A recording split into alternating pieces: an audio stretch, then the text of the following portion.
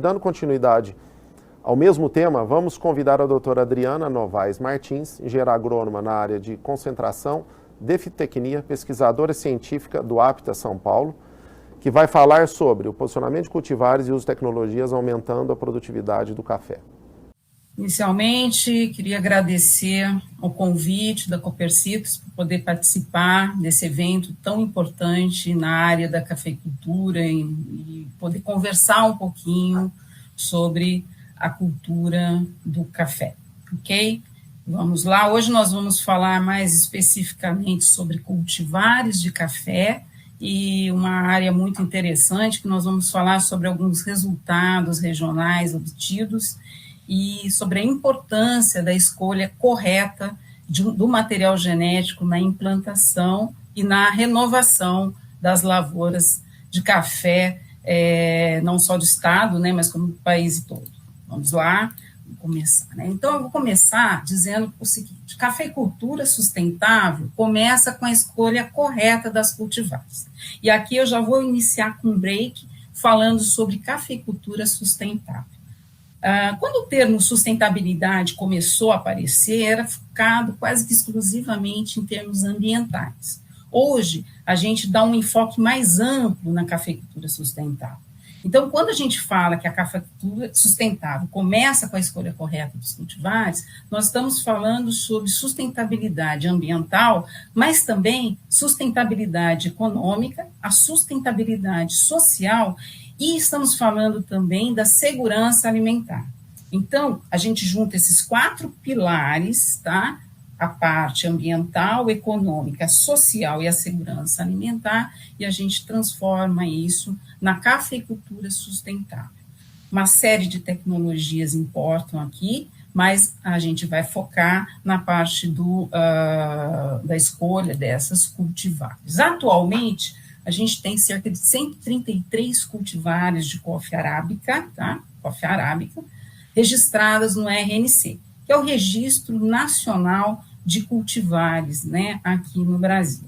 E a gente tem um tempo médio necessário para o lançamento de uma nova cultivar de café de cerca de 20 anos. Eu colocaria em termos de 20 a 25 anos de tempo necessário de pesquisa para que uma nova cultivar chegue no mercado. É quase uma vida inteira de um pesquisador, né? Então, nós temos hoje a pesquisa, o melhoramento genético na elaboração dessas novas variedades, dessas novas cultivares focadas, né, constituídas na pesquisa pública e devido ao tempo que é necessário, né? É difícil você encontrar uma empresa privada que invista 20 anos de pesquisa, 25 anos de pesquisa para lançar um material no mercado. Então, a totalidade dessas cultivares hoje registradas pertencem à pesquisa pública. Como nós passamos por um momento complicado em termos de pesquisa pública,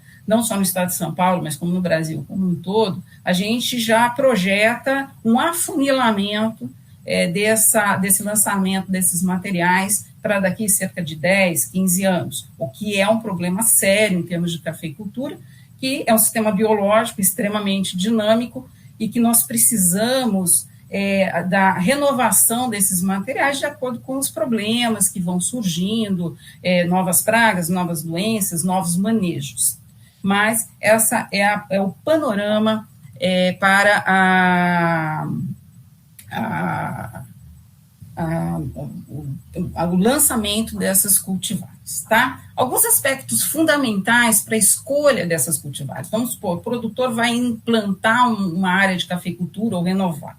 O que ele precisa observar, né? O que a gente precisa observar para que seja feita uma escolha correta desses materiais, tá? Inicialmente, conhecimento das características dessas cultivares disponíveis comercialmente. No RNC, que eu citei agora há pouco, tem todos esses materiais genéticos que são efetivamente lançados no mercado, existe uma série de informações que são disponibilizadas. Então, altura de planta, ciclo de maturação, cor do fruto, são características dessas cultivares que são disponibilizados para o público, né, em geral, caracterizando cada material genético, né, caracterizando cada cultivar que está lá relacionado no Registro Nacional de Cultivares. Além do conhecimento dessas características, a adaptação dessas cultivares ao local de plantio, que a gente chama de regionalização. Esse trabalho é um trabalho que eu particularmente venho desenvolvendo na Secretaria da Agricultura do Estado de São Paulo, que é você colocar esses materiais que são lançados pelas diversas instituições de pesquisa existentes no Brasil, né, e regionalizar. Então, levar esse material para cada região de cultivo e interpretar o desenvolvimento, a performance desse material naquela situação climática, naquela situação de solo. Então, trabalhar esses efeitos regionais, principalmente esses efeitos edafoclimáticos, que a gente chama, né, de solo e de clima, na performance desse material genético que foi lançado comercialmente. Outro ponto importante diz respeito à adaptação dessas cultivares aos sistemas de plantio e manejo de lavoura. Nós sabemos que cada região tem suas características, né, suas peculiaridades em termos de produção de café, em termos de manejo de lavoura, né? Então, é saber se aquele material genético que a gente está escolhendo naquela região, ele vai se portar de uma maneira eficiente, né, vai ter uma performance de excelência, digamos assim, num sistema de plantio adensado, se ele vai responder à poda, se ele, por exemplo, é um material, é uma cultivar que pode ser colocado num sistema de plantio orgânico, se ele responde à irrigação, né? Então, são características de manejo, são características de sistemas de produção que cada região, e dentro de cada região, cada produtor tem, para que a gente possa saber se aquela cultivar, se aquele material genético é realmente aquele mais indicado naquela situação particular. Esse ponto é praticamente um estudo de caso, né? Organizar as características daquela cultivar naquela região para o sistema de manejo, o sistema de plantio adotado por aquele produtor, por aquela região. E, por fim, né, aqui o quarto aspecto importante na escolha dessas cultivares, que é a adaptação desses materiais à colheita e preparo dos grãos. Fala-se muito hoje em café de qualidade, então, trabalhar a escolha do material genético, dependendo se você vai trabalhar com uma colheita seletiva, ou se é uma colheita mecânica, se vai ser uma colheita no pano, enfim, né? E o preparo desses grãos, vai ser uma seca natural em terreiro, vai usar um secador de altas temperaturas ou não, o fato, por exemplo, de, vamos supor que o produtor queira fazer café, cereja descascado, né? Então, cada tipo de colheita e preparo dos grãos tem que estar muito bem estabelecido para a gente conseguir otimizar esse material genético, essa cultivar, naquela situação daquele produtor. Lembrando sempre, café é uma cultura perene, né? Então, a implantação de um cafezal é como a fundação de um prédio, tá? Se a gente não fizer uma fundação muito bem feita, muito bem estruturada, com material muito bom, de ótima qualidade, a gente corre o risco de, independente do acabamento que a gente der naquele prédio, ele virar baixo, né? Então, o café, a cultura perene é a mesma coisa, né? A implantação, o preparo de solo, a escolha da cultivar é algo que deve ser feito com muito critério, para que você não carregue erros iniciais para todo o desenvolvimento da cultura, né? Existem estudos que mostram que hoje o tempo útil médio de uma lavoura de café varia entre 25 a 30 anos. Então, se você começa errado, você leva esse erro para o resto da vida útil do seu cafezal. E isso acarreta em baixa lucratividade. Então, são coisas que a gente tem que tomar cuidado no sentido da gente não se não perder, digamos assim, potencial para a produção e a lucratividade do empreendimento. Vamos falar um pouquinho agora sobre um trabalho de regionalização que a gente desenvolve no Oeste Paulista, chamado de caracterização e regionalização de cultivares de café, coffee arábica na região de Garças, São Paulo. Esse é um experimento que a gente já está na 5ª colheita, ele foi instalado em 2014 na Fazenda Recreio, em Veracruz, São Paulo, uma região tradicional de produção de café, que é a região de Garças, e nós trabalhamos com 20 cultivares diferentes, materiais oriundos do IAC, do Instituto Agronômico de Campinas, materiais vindos de Minas, né, da EPAMIG, e do IAPAR, antigo IAPAR, hoje IDR Paraná, né, e que compõem, digamos assim, grande parte do parque cafeeiro e das alternativas de plantio que o produtor tem hoje na nossa região, tá? A gente tem todos esses materiais enxertados, a gente usou o porta-enxerto Apoatan IAC 2258, tá? E 3 desses materiais, o Obatan IAC 166920, o IAC 125RN e o IPR 100, nós trabalhamos também em pé franco. Nós temos aí a parte, né, como eu falei, a gente terminou agora a colheita da 5ª safra e com isso a gente finaliza os dados necessários para a regionalização desses materiais aqui na nossa região.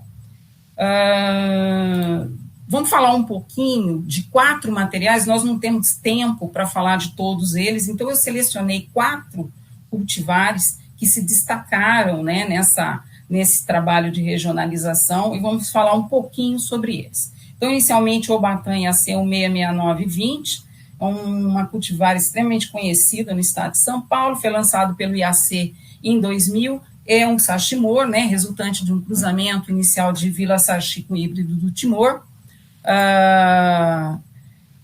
Houve, em alguma fase, provavelmente em F1, uma hibridação natural com catuai vermelho, que dá a conferência de frutos vermelhos para essa variedade, e um potencial de bebida muito interessante.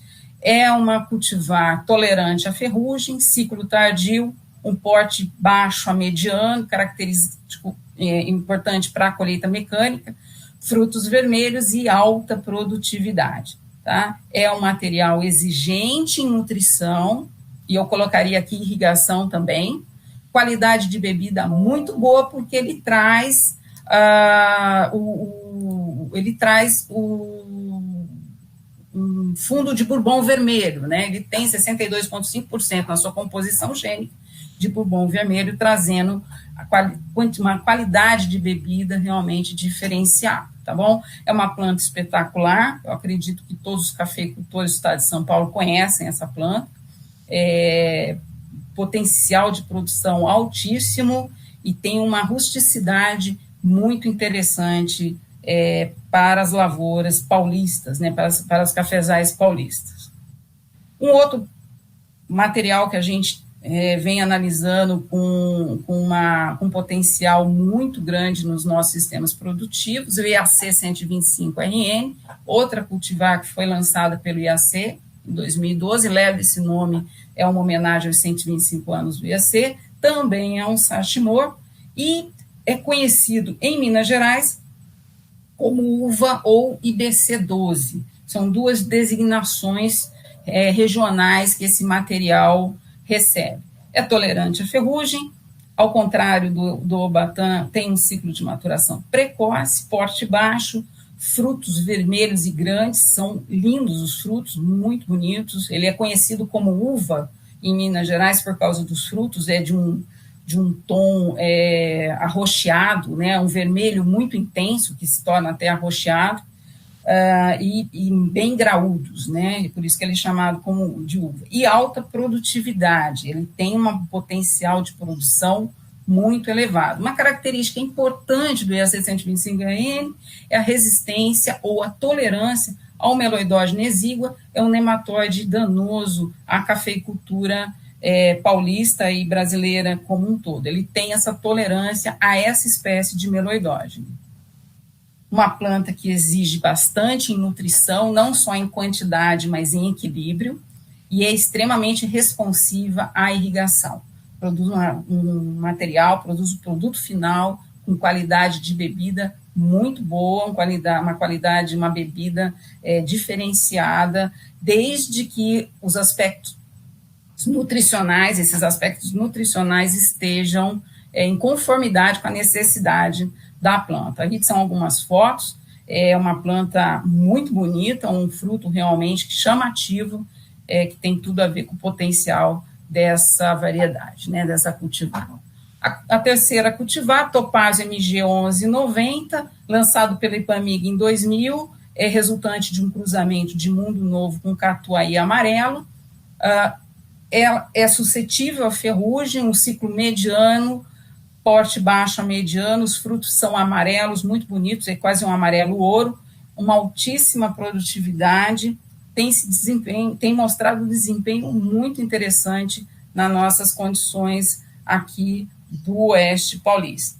Como toda boa cultivar tecnificada, exigente em nutrição, apresenta uma resposta muito significativa à irrigação, com uma qualidade de bebida diferenciada, tá? É uma planta que tem um potencial produtivo excelente e, uma vez conseguido fazer o manejo, né, uma vez que o produtor consiga fazer o manejo adequado das doenças, tem um potencial realmente diferenciado das nossas condições de cultivo.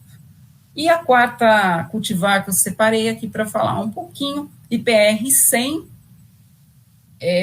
uma cultivar lançado pelo IAPAR, hoje IDR Paraná, foi lançado em 2001, é resultante de um cruzamento entre o catuai e uma hibridação do catuai com um genótipo de café da série BA10, que tem os genes do Coffea libérica. Então, tem umas características diferentes no IPR 100, certo? Uma planta rústica, uma planta que apresenta um potencial de produção fenomenal.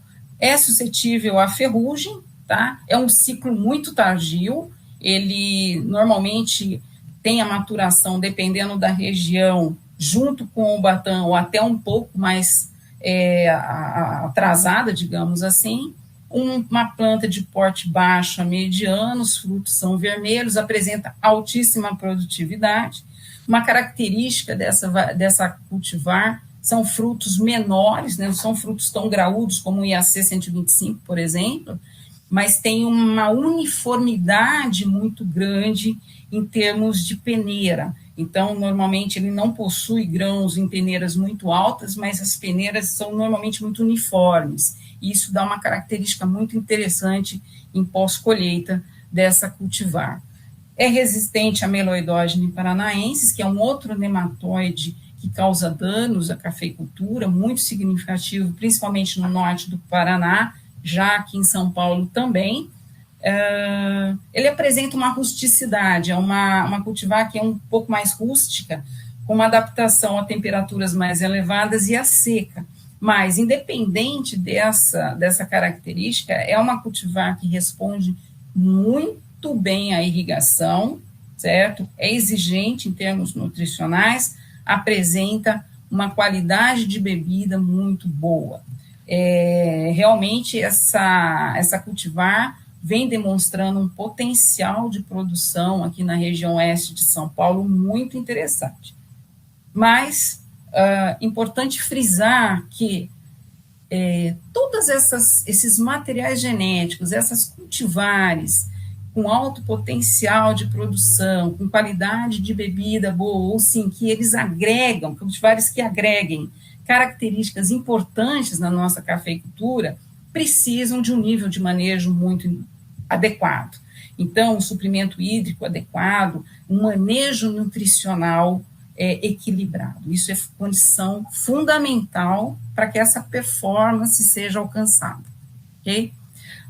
Vamos falar um pouquinho agora dos resultados que a gente tem obtido nesse campo, né? Então, vamos focar nessas 4 cultivares. Eu fico à disposição, se alguém quiser falar um pouquinho, quiser saber os dados, nem todos os dados já foram tabulados, mas se alguém quiser informação sobre outras outros parâmetros analisados do que a gente vai falar hoje aqui, e outras cultivares, eu fico à disposição para atender sem problema nenhum.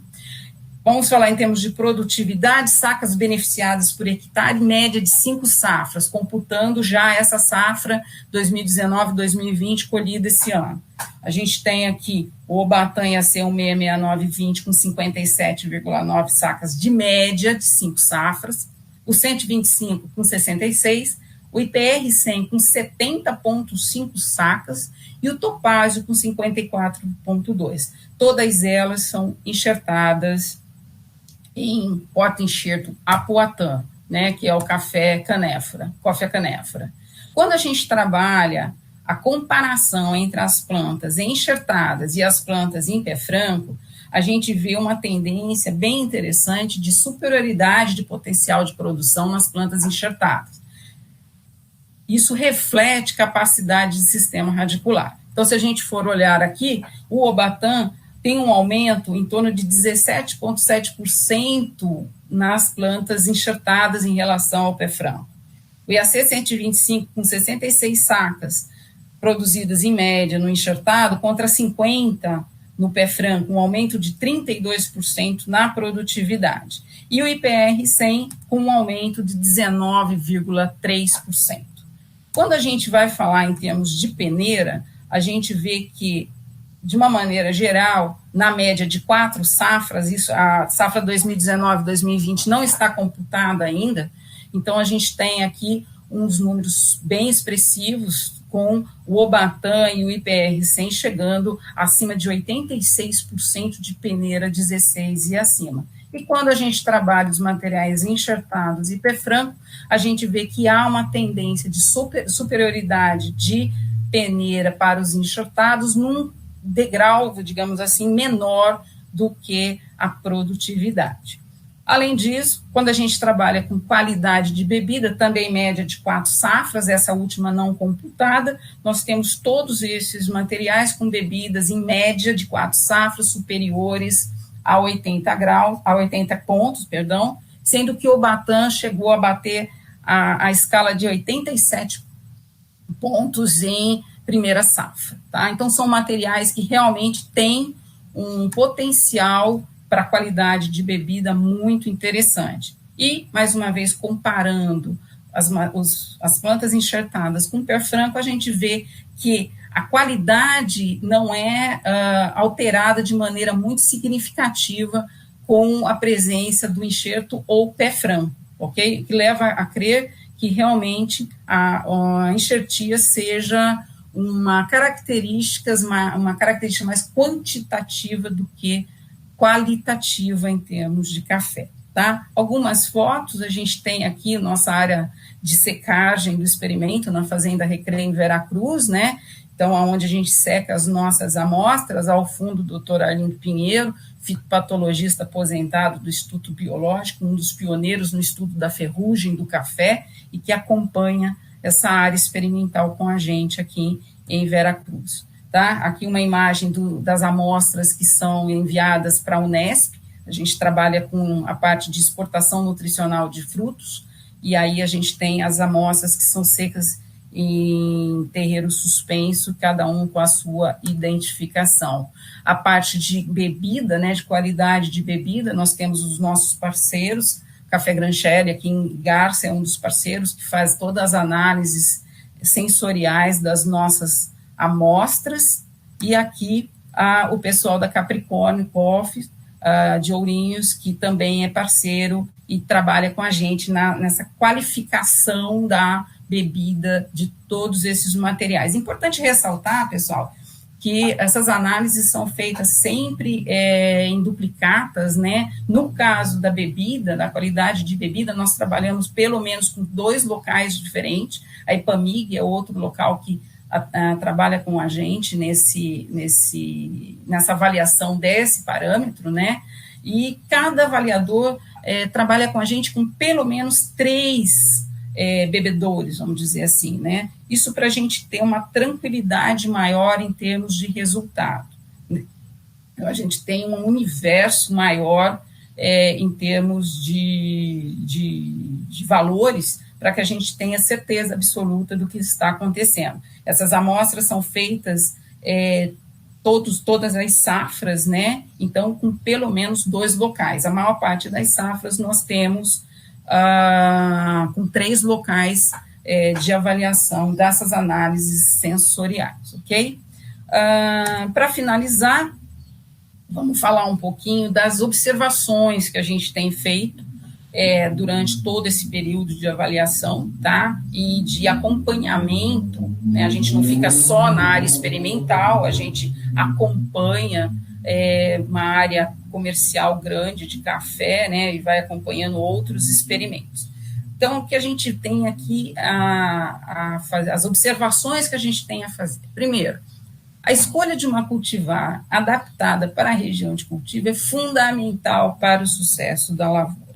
Grande parte dos insucessos, grande parte da perda de lucratividade daquele investimento, de diversos investimentos, é resultante de uma escolha equivocada de material de plantio, né? Apesar de termos aí 133 materiais registrados no RNC, a gente pode dizer que, em termos de Brasil, nós temos 85% do nosso parque cafeiro em cima de Mundo Novo e Catuaí. Então, a gente tem aí uma variabilidade grande ainda não explorada. E digamos assim, esse cuidado na escolha desse material é fundamental para que a lavoura seja rentável, para que a cafeicultura seja sustentável. Isso é importantíssimo frisar. Cultivares mais tecnificadas necessitam de melhores níveis de manejo. Não adianta pegar uma cultivar que tem um potencial para 90 sacas por hectare e tratar como uma planta para produzir 20, né? Ela tem que ser bem nutrida, não só em quantidade, mas em equilíbrio, né? A gente tem que manter essa nutrição equilibrada. Suporte hídrico, um manejo adequado, isso tudo faz com que essas cultivares expressem, digamos assim, a sua potencialidade naquela situação. Então, isso é muito importante, não é porque, de repente, uma cultivar é mais descrita como mais rústica, que ela não precisa de tratos culturais, ok? Então, isso é uma coisa que precisa ficar muito bem frisado na cafeicultura. A necessidade de tratos culturais, de sistemas de manejos adaptados àquela cultivar que foi elencada, digamos assim, para ser usada naquele empreendimento.